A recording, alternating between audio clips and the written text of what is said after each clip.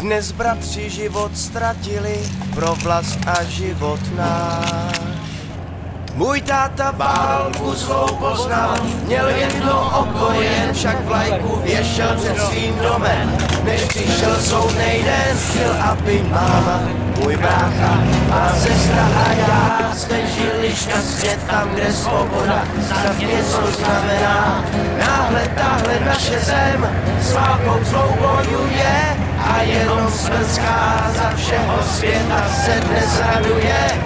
Však náhle tmavý stín zpět se obrátil, co když poznal, že se klid a mír zas navrátil nám.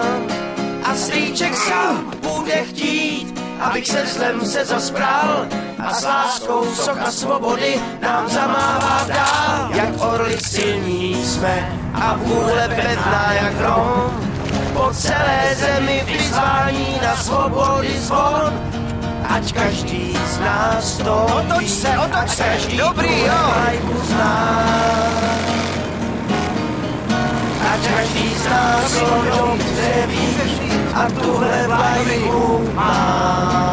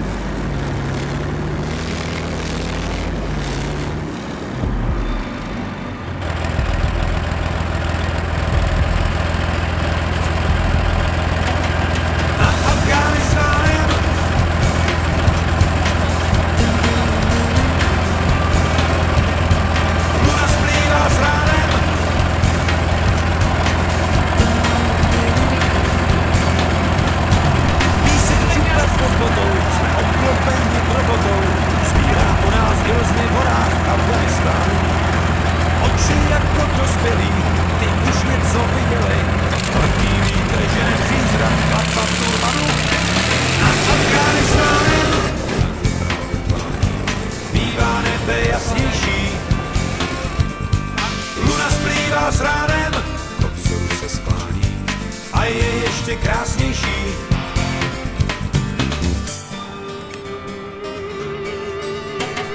Letíme si pod mraky, nakoupíme tabáky, co si strkají v 601. v písku do pusy.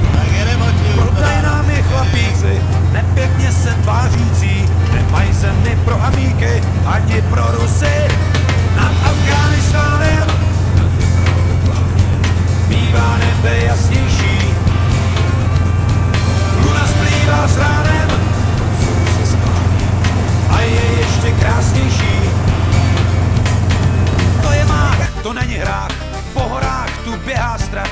V tomto domě bydlí válka, to poznáš podle kostí. Možná je to polohou, že zem tu pálí do nohou každýho, kdo není psanej na seznamu hostí. Nad Afghánistánem bývá nebe jasnější, luna splývá s ránem a je ještě krásnější.